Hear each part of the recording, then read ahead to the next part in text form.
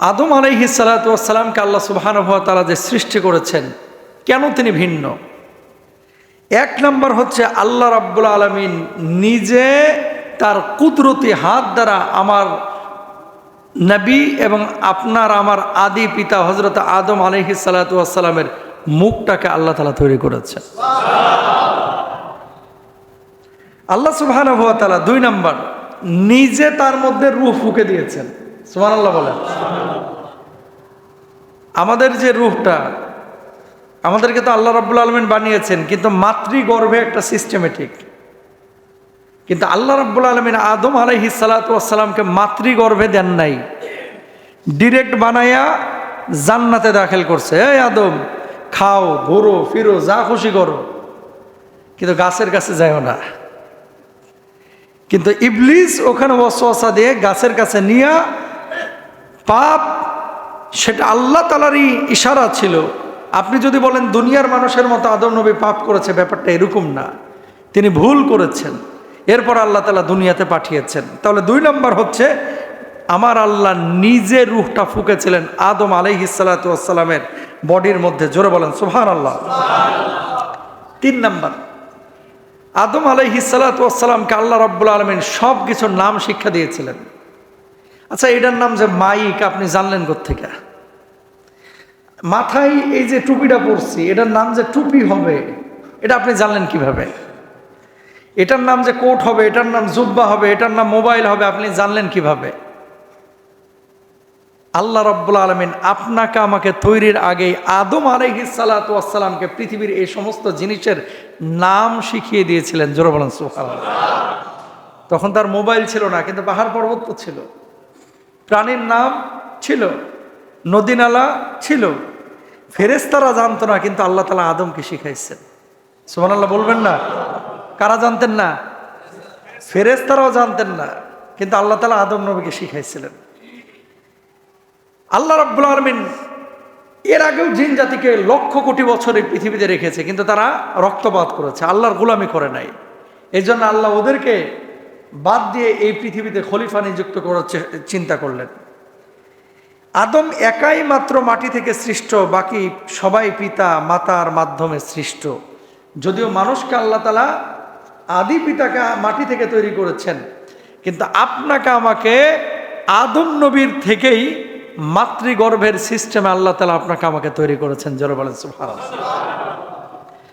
প্রিয় ভাইরা আমার, এবার আসেন কি বললেন আল্লাহ রাব্বুল আলামিন আয়াতে কারিমার মধ্যে, وَإِذْ قَالَ رَبُّكَ لِلْمَلَائِكَةِ إِنِّي جَاعِلٌ فِي الْأَرْضِ خَلِيفَةً قَالُوا أَتَجْعَلُ فِيهَا مَن يُفْسِدُ فِيهَا وَيَسْفِكُ الدِّمَاءَ وَنَحْنُ نُسَبِّحُ بِحَمْدِكَ وَنُقَدِّسُ لَكَ قال إني أعلم ما لا تعلمون।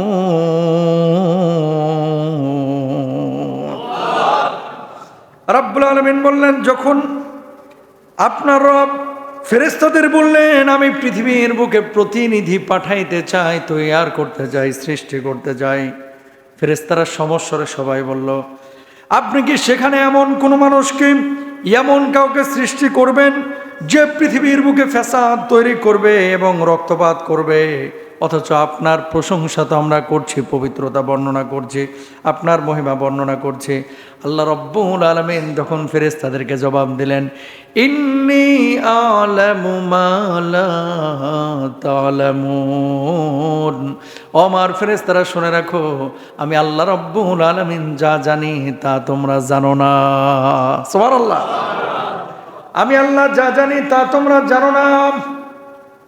মনে রাখবেন, জাইলুম ফিল আরদে খলিফা। খলিফা মানে শুধু রাষ্ট্রপ্রধান না, এমপি না, মন্ত্রী না, বাদশাহ না, রাজা না। খলিফা মানে হচ্ছে আল্লাহর দায়িত্ব সমূহ বিশেষভাবে প্রতিনিধিত্ব করবে। যা কিছু আল্লাহ রাব্বুল আলামিন হালাল করেছেন এগুলোকে বাস্তবায়িত করবে, আল্লাহ রাব্বুল আলামিন যেগুলোকে হারাম করেছেন সেগুলো থেকে মানুষজনকে বিরত রাখবে। আমরা খলিফা বলতে বাংলাদেশে বুঝি শুধুমাত্র রাষ্ট্রনায়ক। মুফাসসিরিনরা এইভাবে ব্যাখ্যা করে নাই। আল্লাহু আকবার। খলিফা মানে কি? খলিফা মানে হচ্ছে আল্লাহর প্রতিনিধি। দেখেন আপনার মর্যাদাটা কি। জিনকে আল্লাহ প্রতিনিধি বানায় নাই, গরু ছাগলকে আল্লাহ প্রতিনিধি বানায় নাই, রাস্তার কুকুরগুলোকে আল্লাহ তাআলা প্রতিনিধি বানায় নাই, আপনার ঘরের মুরগিটাকে আল্লাহ প্রতিনিধি বানায় নাই। কিন্তু আল্লাহ আশরাফুল মাখলুকাত আপনারে আল্লাহর নিজের দায়িত্ব, দ্বীনের দায়িত্ব দিয়ে আল্লাহ রাব্বুল আলামিন আপনারে পাঠাইছেন। জোরে বলেন সুবহানাল্লাহ। এবার বলেন তো আপনার মর্যাদা বেশি না কম? বেশি না কম? বেশি। তাহলে মানুষ মারামারি করে কেন? মানুষ রক্তপাত হানাহানি কেন করে কেন? তাহলে মানুষ সুদ ঘুষ খায় কেন? তাহলে মানুষ কেন মানুষের হক মেরে দেয়? তাহলে ভাই কেন ভাইয়ের সম্পদ মেরে দেয়? কথা বলেন ঠিক কিনা? কেন মুসলমান মুসলমানের অধিকার নিয়ে কথা বলে না? এই এক সপ্তাহে কয়েক হাজার না লক্ষ লক্ষ মসজিদের মাইক এই ভারতে পশ্চিমবাংলায় খুলে খুলে নিয়ে যাচ্ছে এই শুভেন্দু অধিকারীর দল। এই লোকগুলা হাজার হাজার মসজিদের মাইক খুলে খুলে নিয়ে চলে যাচ্ছে। কয় শব্দ দূষণ হয়। মসজিদের মাইকে শব্দ দূষণ হয়, রাজনীতিবিদরা ওখানে যে 500 মাইক লাগায়া প্রতিবাদ করে ওখানে শব্দ দূষণ হয় না। তোদের মাথার মধ্যে ছাগলে মুতছে, ঠিক না? ঢোল তবলা নিয়ে যখন মিছিল করে শব্দ দূষণ হয় না, শব্দ দূষণ খালি মসজিদের আজানে। জোরে জোরে নাইচা গায়া একেবারে আকাশ বাতাস প্রকম্পিত করো, তখন শব্দ দূষণ হয় না। শব্দ দূষণ শুধুমাত্র মসজিদের মাইকে। ঠিক আছে, যদি শব্দ দূষণ হয় তোমার দেশে গান নিষিদ্ধ করে দাও। কথা বলেন না কেন? শুনেন, প্রত্যেকটা দেশে আঞ্চলিকভাবে একটা ইফেক্ট কিন্তু আছে, এগুলো আপনারা বুঝেন না অনেকে। যখনই পার্শ্ববর্তী দেশগুলোতে এই ধরনের কাজ হয়, দাবি দাওয়া উঠে, এগুলো যখন বাস্তবায়ন করে, এখানকার কিছু চান্দু বুদ্ধিজীবী আছে, 2 দিন পরে এরাও কিন্তু শুরু করবে আসলেই তো শব্দ দূষণ। এই জন্য বি কেয়ারফুল, এই সমস্ত বিষয়ে সতর্ক থাকতে হবে। আমি রাষ্ট্রের কাছে আবেদন করব, মাননীয় প্রধানমন্ত্রী তারেক রহমানের কাছে, আপনি রাষ্ট্রীয়ভাবে প্রতিবাদ করেন। ওই দেশের মুসলমানদের মসজিদ ভাঙা হচ্ছে, ঘর বাড়ি ভাঙা হচ্ছে, ওই দেশে মুসলমানদের উপর আঘাত করলে আমাদের কলিজার মধ্যেও রক্তক্ষরণ হয়। কথা বলেন ঠিক কিনা? কারণ কি আমার নবী বলেছেন, আল মুসলিমু কাজাসাদিন ওয়াহিদ, সারা পৃথিবীর মুসলমানরা হচ্ছে একটা দেহের মতো। কথা বলেন না কেন? ওখানকার মুসলমান আক্রান্ত হলে আমার হৃদয়ে রক্তক্ষরণ হয়। আমরা দেশ বুঝি না, আমরা সমাজ বুঝি না, আমরা জাতি গোষ্ঠী বুঝি না। যেখানে এই কালিমা এবং তাওহীদের ঘোষণা দেওয়া হয়, লা ইলাহা ইল্লাল্লাহ, ওই মানুষটাই আমাদের কলিজার অংশ হয়ে যায়। কথা বলেন ঠিক কিনা? সুতরাং যারা এই কাজগুলো করছে, মূলত একটা সূক্ষ্মভাবে মুসলমানদেরকে নস্যাৎ করার, এই পৃথিবী থেকে বাতিল করার, কালিমার আলোকে নিভিয়ে দেওয়ার ষড়যন্ত্র চলছে। কথা বলেন ঠিক কিনা? এই জন্য আমি বলবো, রাষ্ট্রীয়ভাবে প্রতিবাদ হওয়া চাই। কতভাবেই তো মানুষ কতভাবে প্রতিবাদ করে, যে অন্তত মসজিদের, ভারতবর্ষে মুসলমান কিন্তু আজকে থেকে নাই, হাজার বছরের একটা পুরনো ইতিহাস। সেখানে মুসলমানরা নামাজ পড়বে, তারা তাদের ধর্ম পালন করবে। এদেশে আমরা কোনো মন্দিরে কি বাধা দিতে যাই? যায়? বরঞ্চ আমরা হিন্দুদেরকে ভালোবাসি, খ্রিস্টানদেরকে ভালোবাসি। আমরা চাই তারা তাদের অধিকার নিয়ে বেঁচে থাকুক। কিন্তু আমরা এটাও চাই আমার পাশের দেশে কোনো মুসলমানের উপরে তাদের ধর্মীয় স্বাধীনতার উপরে আঘাত না আসুক। কথা বলেন ঠিক কিনা? আল্লাহ রহম করুক, বুঝদান করুক, বলো না আমিন। তাহলে আল্লাহ তাআলা আপনাকে আমাকে বানিয়েছে খলিফা। খলিফার দায়িত্ব কিন্তু এটাও, যে একজন মুসলমান মার খাচ্ছে, আপনি বোবার মতো বসে থাকবেন না। একজন মুসলমান আঘাত খাচ্ছে, একজন মুসলমান রক্তাক্ত হচ্ছে, আপনি বসে থাকবেন না। তাহলে কি করবেন? মারামারি করবেন না। জিহ্বা আল্লাহ দিয়েছে, একটু প্রতিবাদ করেন। অন্তর আল্লাহ দিয়েছে, একটু ঘৃণা করেন। আল্লাহ আপনাকে একটা 2টা হাত দিয়েছে, কলব দিয়েছে, আল্লাহর কাছে একটু দোয়া করেন না, হাতটা তুলে, যে আল্লাহ আমার সিরিয়ান মুসলমানগুলোকে আপনি হেফাজত করেন। আল্লাহ, আল্লাহ আমার কাশ্মীরের মুসলমানদেরকে হেফাজত করেন। আল্লাহ, আল্লাহ আপনি আমার ইরানের মুসলমানদেরকে হেফাজত করেন। আল্লাহ, আহা, এভাবে আপনি দোয়াটা তো করতে পারেন। আমি মুসলমান, আজকে আমাদের এই অনুভূতিও নাই। প্রিয় ভাইরা আমার, এই জন্য নবী সাল্লাল্লাহু আলাইহি ওয়াসাল্লাম বলেছেন, আল মুসলিমু কাজাসাদিন ওয়াহিদ, ইনিশতাকা আইনুহু ইশতাকা কুল্লুহু ওয়া ইনিশতাকা রাসুহু ইশতাকা কুল্লু। সারা দুনিয়ার মুসলমানরা হচ্ছে একটা দেহের মতো। যখন একটা দেহের মধ্যে আপনার মাথাটা আক্রান্ত হয়, মাথা যখন ব্যথা করে যেন গোটা দেহটায় রোগে আক্রান্ত হয়ে যায়, যখন আপনার বুকটা ব্যথা করে যেন গোটা দেহটায় আক্রান্ত হয়ে যায়, যখন আপনার পেট ব্যথা করে যেন গোটা দেহটায় আক্রান্ত হয়ে যায়।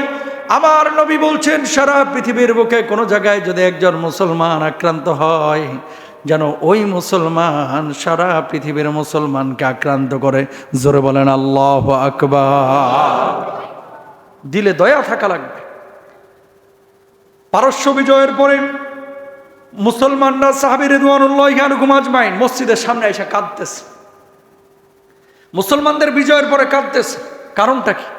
কাঁদতেছে এই কারণে, আল্লাহ ইমানের পাওয়ার যেটা দিয়েছিলেন আপনি এই নাঙ্গা অবস্থায়, গরিব অবস্থায়, আজকে বিজয়ের পরে, রাষ্ট্র ক্ষমতা আসার পরে, খলিফা হওয়ার পরে না জানি আমরা এখান থেকে বিচ্যুত হয়ে যাই। আল্লাহ আসমানি সব নিয়ামত আমাদেরকে দিয়েন না, আমাদেরকে নিয়ামত শূন্য রাখেন, যাতে করে কিয়ামতের ময়দানে আমরা কিছু নিয়ামত পাইতে পারি। সুবহানাল্লাহ। সাহাবীরা এইভাবে কাঁদতেন। নবীজি বলেছেন, ধনাঢ্যতাকে আমি ভয় পাই গরিবানা হালতের চাইতে। মানে টাকা পয়সা এটা মানুষকে দিন থেকে বিমুখ করে যদি ভিতরে আল্লাহর ভয় না থাকে।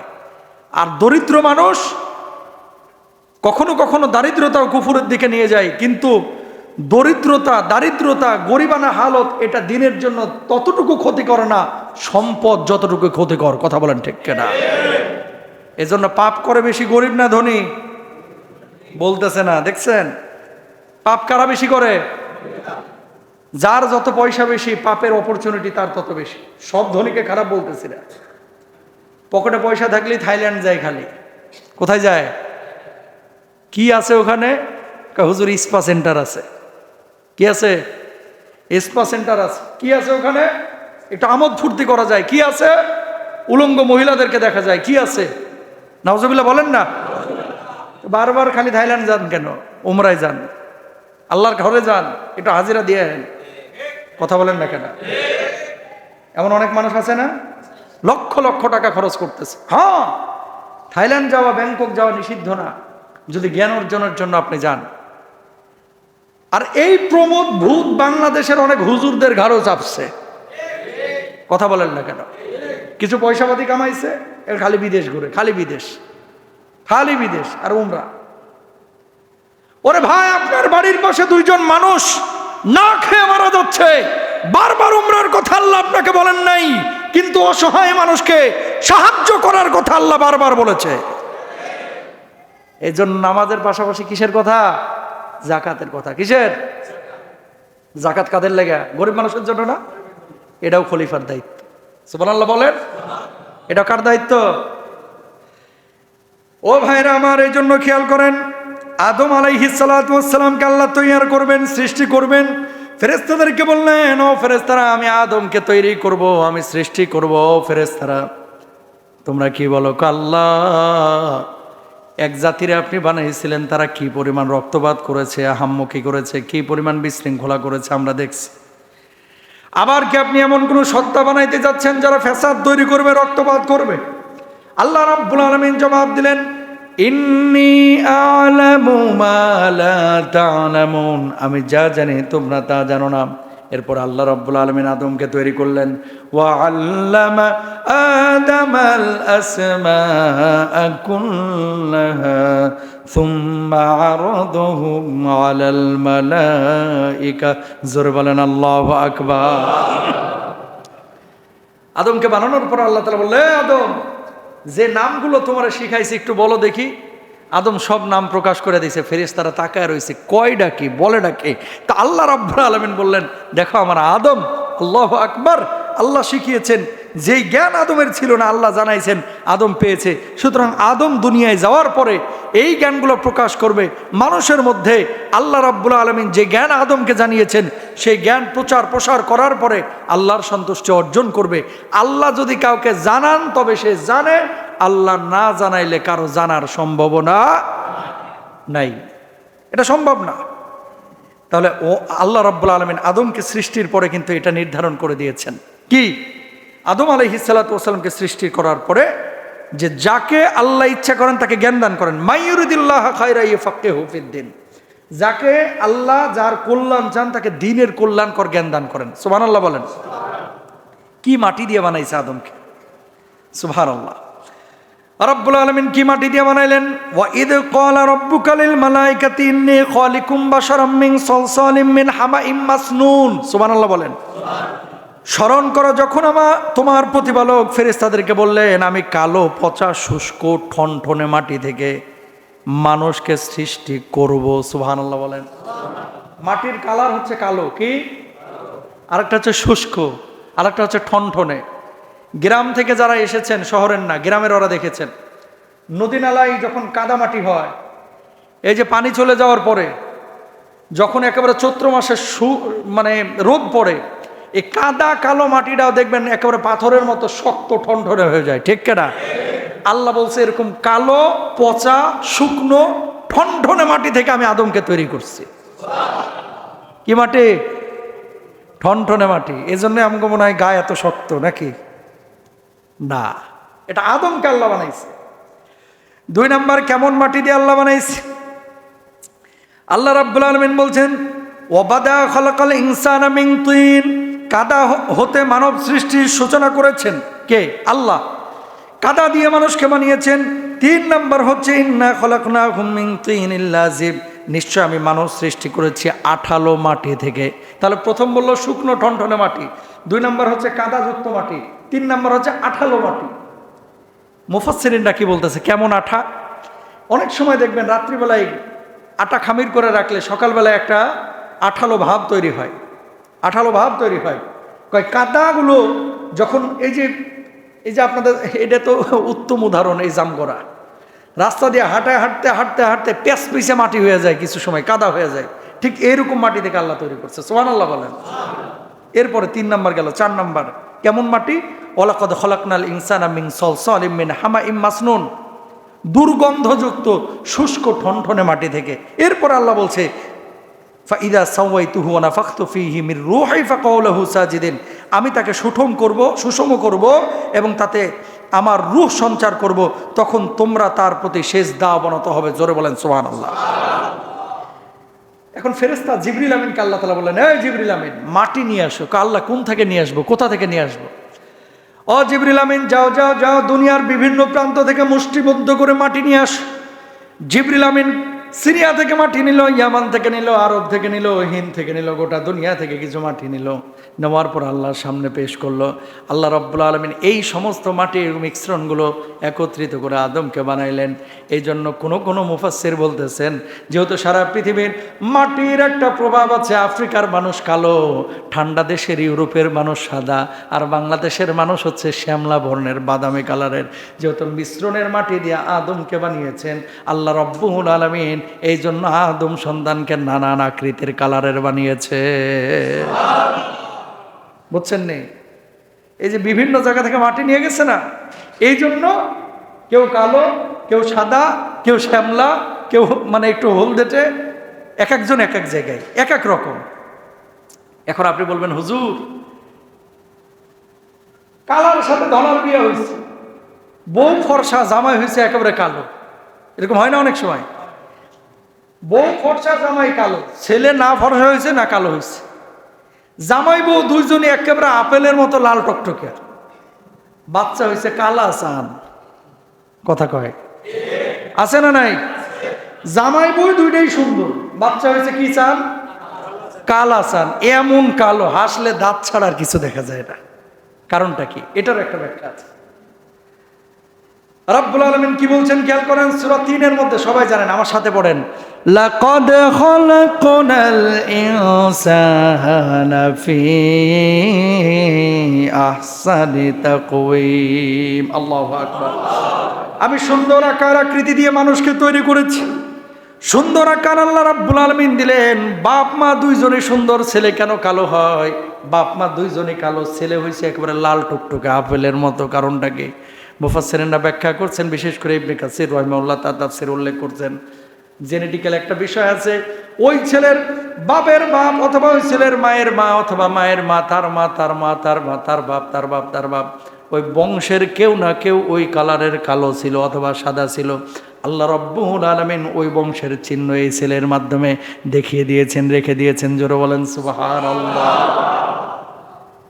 বুঝছেন নি? আপনার পরদাদার চেহারা আপনি দেখেছেন? দাদার বাবার বাবার বাবা এর নামও কেউ জানেন না আপনারা, কথা বলেন না কেন? দাদার বাবার বাবার বাবা মানে পরদাদার বাপের নামও আপনি জানেন না, জানেন না। এটা সম্ভব না। দুনিয়া কত ক্ষণস্থায়ী, খেয়াল করেন। গুরুত্বপূর্ণ পয়েন্ট, খুবই গুরুত্বপূর্ণ। মাত্র 200 বছর আগের কথা, মাত্র 200 বছর। কয়শো বছর? আপনার দাদার বাবের বাপ উনি জীবিত ছিলেন কয় বছর আগে? 200 বছর আগে। আপনি নামও জানেন না। ঠিক আজ থেকে 200 বছর পরে আপনার নামটাও আপনার নাতির নাতিও জানবে না। কথা বলেন ঠিক কিনা? কয়শো বছর? জোরে বলেন কয়শো? 200 বছর আগের কথা আপনি এখন জানেন না যে আপনার, অথচ দেখেন গা ওই আপনার পরদাদা এখানে 2 বিঘা জায়গা রেখে গেছে। কয় বিঘা? ওর 2 বিঘা আপনার দাদার বাপ পাইছে, ওখান থেকে আপনার দাদা পাইছে, আপনার দাদার থেকে আবার আপনার বাপে পাইছে, আপনার বাপের থেকে আপনি পাইছেন। ও বুড়ার লাগে একদিন দোয়াও করে না, ঠিক কিনা? ও বুড়ার লাগে একদিন দোয়াও করে না। ঠিক আপনিও তাই, যার জন্য মাল কামাইতেছেন ঠিকই আপনার ছেলের ছেলের ছেলে ওই 4 জন আসার পরে আপনার হাড় ভাঙা পরিশ্রম করা পয়সা খাবে, খালি ঘুরবে, আপনার জন্য একটু দোয়াও করবে না। এই জন্য নিজের কবর নিজেরই গুছাইতে হবে, নিজের আমল নিয়ে নিজেরই কবরে ঢুকতে হবে, ঠিক না? কারো উপর নির্ভরশীল হওয়া যাবে। আপনি চিন্তা করেন হয়তোবা যে আমার ছেলেটা আমার জন্য অনেক কিছু করবে, আপনার ছেলে হয়তোবা করবে, তার ছেলে হয়তোবা করবে, কিন্তু তার ছেলে আর করবে না, কারণ আপনার নামই সে জানে না। আপনার দাদা কি ছিল, আপনার দাদার বাপ কি ছিল, কেউ জানবে না, কেউ করবে না। এই জন্য আল্লাহ রাব্বুল আলামিন আদম আলাইহিস সালাতু ওয়াস সালামকে খেয়াল করেন সব শিখিয়ে দিলেন, নাম শিখিয়েছেন। এরপর আল্লাহ রাব্বুল আলামিন ওই সমস্ত ফেরেশতারা যারা সামনে ছিল, আল্লাহ রাব্বুল আলামিন বলছেন, ও ফেরেশতারা, ওয়া ইদ কুলনা লিল মালাইকাতি ইসজুদু লি আদামা ফাসাজাদু ইল্লা ইবলিস। রাব্বুল আলামিন সমস্ত ফেরেশতাদেরকে বললেন, ফেরেশতারা, এই মুহূর্তে আমার আদমকে আমি তৈরি করেছি, আমার আদমের সামনে তোমরা সাজদা অবনত হও। সমস্ত ফেরেশতারা সেজদায় লুটায়া পড়লো, কিন্তু এক জালেম সেজদা অবনত হইল না, তার নাম হচ্ছে মিস্টার ইবলিস। নাউজুবিল্লাহ বলেন। ইবলিস কেন সেজদা করলো না? আবা ওয়াস্তাকবার, 2টা কারণে। কয়টা? 1 নম্বর হচ্ছে অহংকার। কি অহংকার? আল্লাহ আপনি না আমার আগুন দিয়ে বানাইছেন, ওরে দেখি মাটি দিয়ে বানাইছেন, তো আগুনের গতি হচ্ছে ওপরে না নিচে? একটু কথা বলেন, আগুনের বুঝতে হবে, আগুনের গতি ওপর না নিচে? যখন আগুন জ্বালাবেন খালি দেখবেন দাও দাও করে ওপরে উঠতেছে। মাটি আকাশে নিক্ষেপ করেন, গতি নিচে না উপরে? নিচে। ওর যুক্তি হলো, কত বড় বাটপার! ওর যুক্তিটা হলো আগুনের গতি তো ওপরের দিকে, আমি কোটি কোটি বছর তোমার এই আসমানে সিজদা দিয়েছি, আমার এই জগতের এমন কোনো স্পেস নাই যেখানে আমার কপাল পড়ে নাই, তা আমি তো ইবাদত বন্দেগী করছি, ওরে আবার বানানোর দরকারটা ছিল কি? এই বদমাইশ, তোরে কইব কি লেগে বানাইছে? আছেন এরকম কিছু লোক, মানে নিজে যেটা বুঝছে এরে বুঝাইতে পারবে না।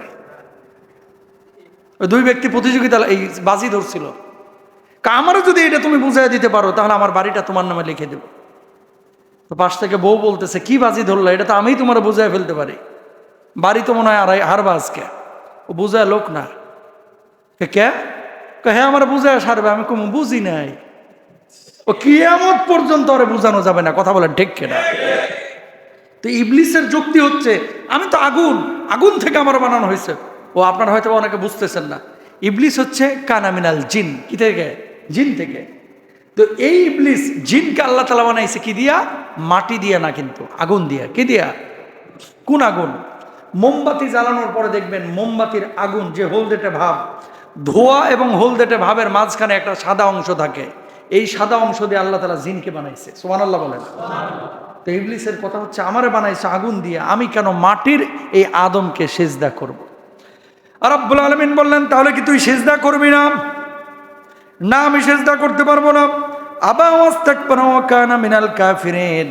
যেমনি অস্বীকার করল, আল্লাহ রাব্বুল আলামিন তারে বললেন, গেট আউট, বাইর হয়ে যায় এখান থেকে।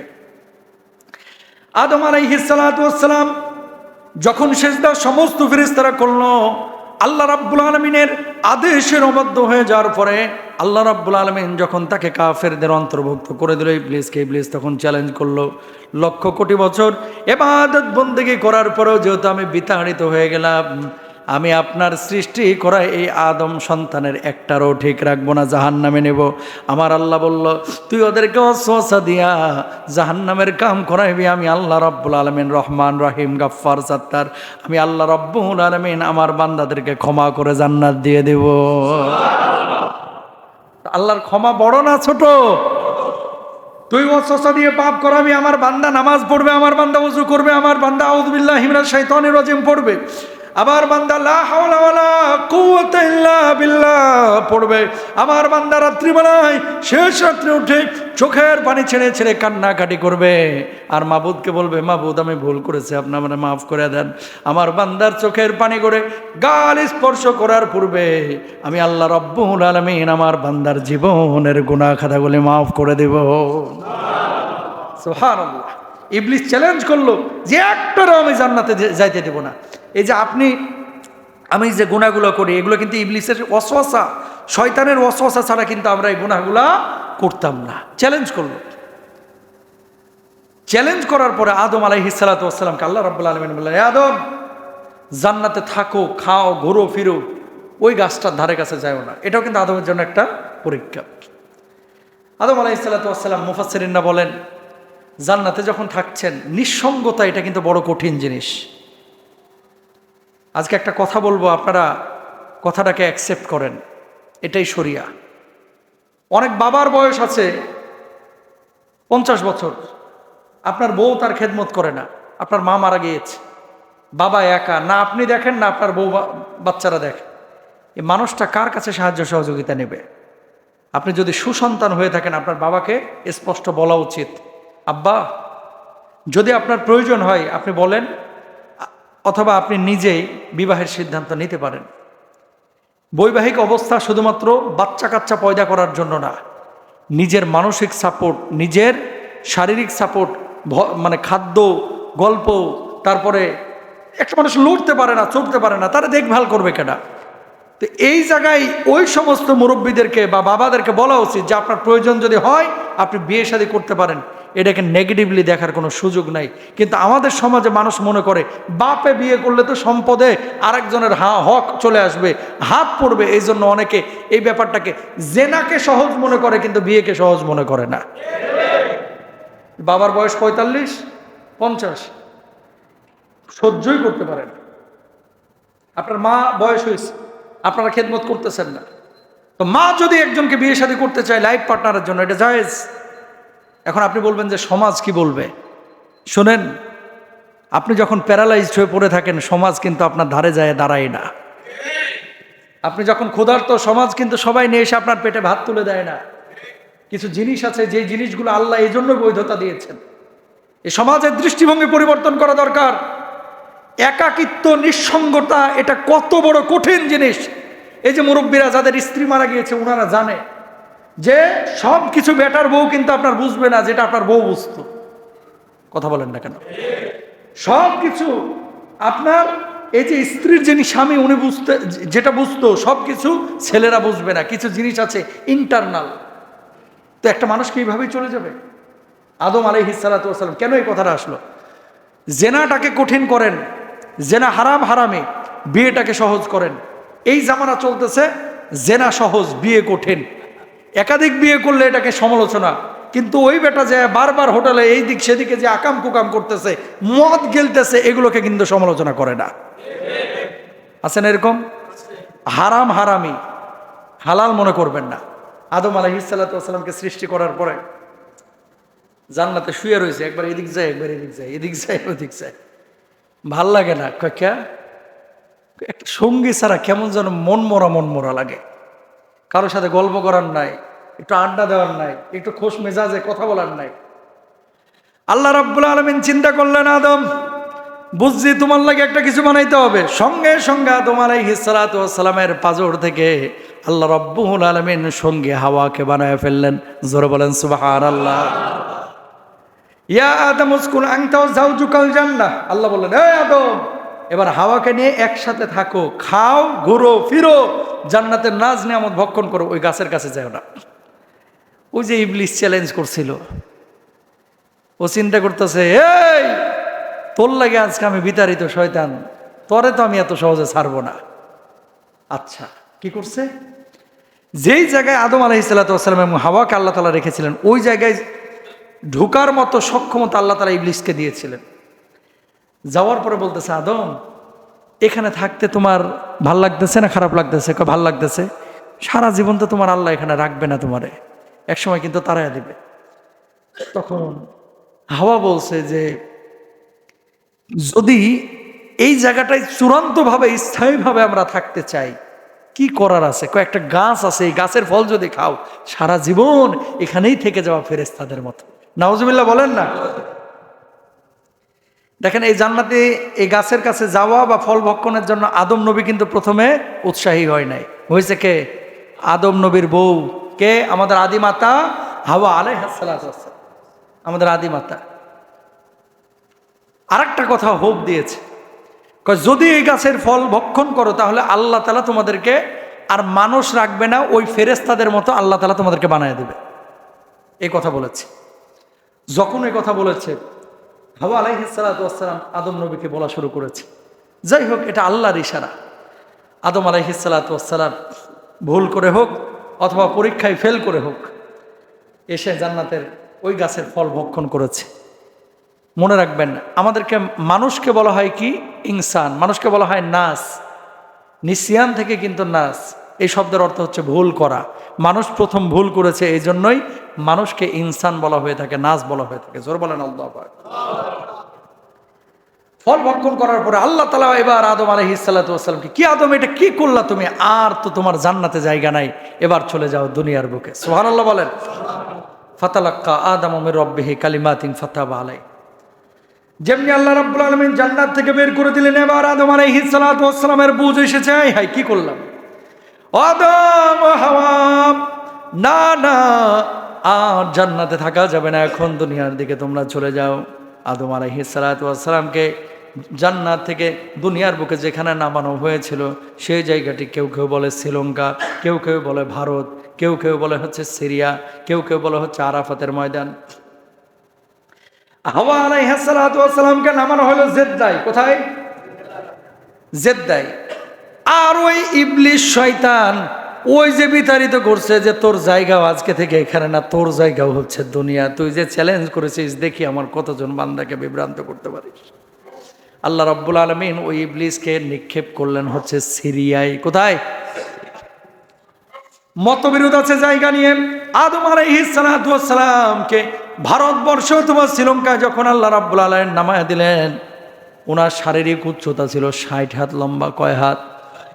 60 হাত লম্বা। এরপর আল্লাহ রাব্বুল আলামিন আদম এবং হাওয়া আলাইহিস সালাতু ওয়াস সালামকে মিলন করাইবেন এই দুনিয়ার জিন্দেগিতে। কেউ কাউরে খুঁজে পাচ্ছে না। আদম নবী আবার সফর করলেন ওই আরবের দিকে। যাওয়ার পরে এখনকার যে হাজী সাহেবরা আরাফাতের ময়দানে দাঁড়ায় দাঁড়ায় আল্লাহর ইবাদত বন্দেগী করে, উকুফে আরাফা করে, অবস্থান করে, হজ্জের একটা ফরজ পাঠ আরাফাতের ময়দানে অবস্থান করা। আরাফাত শব্দের অর্থ হচ্ছে একে অপরের সাথে পরিচয় লাভ করা। কি করা? একে অপরের সাথে পরিচয় লাভ করা। আদম নবী আরাফাতের ময়দানে পৌঁছাইছেন, হেঁটে চলে গেছেন। সেই সময় যাওয়ার পরে দেখতে পেলেন আমার জান্নাতের সঙ্গে হাওয়া এই জায়গায় দাঁড়ায় আছে। জোরে বলেন সুবহানাল্লাহ। আদম আলাইহিস সালাতু ওয়াস সালাম এবং হাওয়া আলাইহিস সালাতু ওয়াস সালামের পরিচয়টা হইল কোথায়? ওই আরাফাতের ময়দানে। এই জন্যই আরাফাতের ময়দানকে বলা হয় কি? আরাফাত। আরাফাত শব্দের অর্থ কি? একে অপরের সাথে অপরিচিত মানুষের কি হওয়া? পরিচয় হওয়া। ওই যে আদম নবী আর হাওয়ার কি হইল? পরিচয় হইল। এই জন্য আরাফাতের ময়দানকে কি ময়দান বলা হয়? আরাফাতের ময়দান বলা হয়। সুবহানাল্লাহ বলেন। ঠিক এই মুহূর্তে আল্লাহ রাব্বুল আলামিন ফেরেশতাদেরকে নিয়ে গর্ব করতেছে। এই যে আপনারা এখন বসেছেন না, রাব্বুল আলামিন যখন বান্দারা ইফতার সামনে নিয়ে বসে, বান্দারা যখন নামাজে আসে, বান্দারা যখন আল্লাহর জন্য সাজদা অবনত হয়, এবার ফেরেশতাদেরকে আল্লাহ রাব্বুল আলামিন জবাব দেন, ইন্নী জাইলুন ফিল আরদি খলিফা ক্বালু ওয়া তাজআলু ফিহা মান ইউফসিদু ফিহা ও ফেরেশতা, তোমরা না বলছিলা যে মানুষ রক্তপাত করবে ওই জিনদের মতো, এরা বিশৃঙ্খলা করবে, ফ্যাসাদ তৈরি করবে। ফেরেশতারা দেখো 8 ঘন্টা 9 ঘন্টা 12 ঘন্টা না খেয়ে আছে, ইফতার সামনে নিয়ে নাড়াচাড়া করছে, এখনো খাবার খাচ্ছে না। ও ফেরেশতারা, তোমরা না বলছিলা যে এরা রক্তপাত করবে, দেখো আমার বান্দারা বসে আছে, আমি আল্লাহকে ভয় করেছে, দেখো আমার বান্দারা জুমার নামাজে এসেছে, বসে বসে বয়ান শুনছে, বসে বসে নামাজ আদায় করছে। ও ফেরেশতারা, দেখো তোমরা বারণ করেছিল এই মানুষগুলো ফ্যাসাদ তৈরি করবে, আমার এই জমিনের মধ্যে আমার অনেক বান্দা আমার রাস্তায় লড়াই করে শহীদ হচ্ছে। আল্লাহ এই মানুষগুলোকে নিয়ে গর্ব করেন। আর ফেরেশতাদেরকে বলেন, ফেরেশতারা তোমরা সাক্ষী থাকো, যাদের ব্যাপারে রক্তপাত আর ফ্যাসাদের কথা বলেছিল, আর এরা যে আমার গোলামি করছে, আমি আল্লাহ রব্বুল আলামিন এই মানুষগুলোর জন্য জান্নাতের ফয়সালা করে দিলাম। এখন যে আপনি বসেছেন, আল্লাহ আপনাকে নিয়ে গর্ব করতেছে।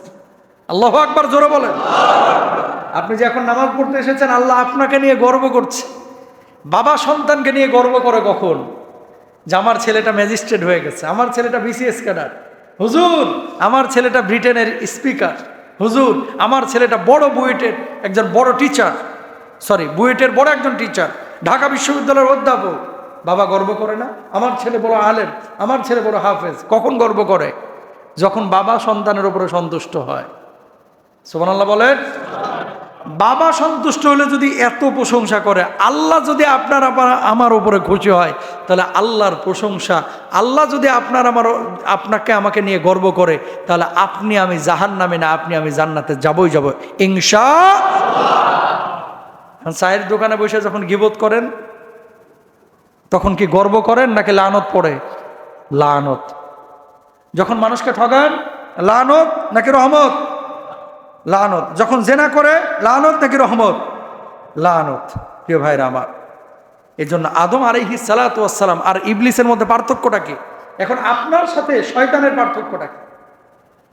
পার্থক্য একটা, আদম আলাইহিস সালাতু ওয়াস সালাম দুনিয়াতে আসার পর ওই যে আরাফাতের ময়দান, হাওয়া আলাইহিস সালাতু ওয়াস সালামের সাথে দেখা হলো। আল্লাহ রাব্বুল আলামিন রাগান্বিত হয়েছেন, আমাদেরকে জান্নাত থেকে দুনিয়ায় পাঠিয়ে দিয়েছেন। এখন আমাদের কি করতে হবে? আদম নবী বললেন, তওবা ছাড়া কোনো উপায় নাই, ক্ষমা চাইতে হবে আমার রবের কাছ থেকে। যদি আমার রব না মাফ করে, তাহলে তো দুনিয়াতে আমরা টিকে থাকতে পারবো না। আদম আলাইহিস সালাতু ওয়াস সালাম হাওয়াকে বললেন, হাওয়া কি খাওয়াইলা? তুমি যদি না বলতাম তো যাইতাম না। তো যাই হোক, ভুল হয়েই গেছে, আল্লাহর কাছে ক্ষমা চাই। ক্ষমা কিভাবে চাইতে হবে সেটা আমার আল্লাহ রাব্বুল আলামিন আদম আলাইহিস সালাতু ওয়াস সালামের মাধ্যমে আমাদেরকে শিখিয়ে দিলেন।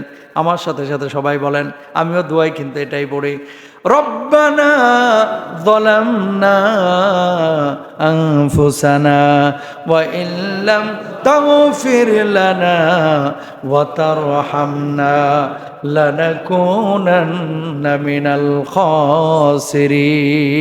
আল্লাহু আকবার। আল্লাহ, আমি নিজের উপরে জুলুম করেছি।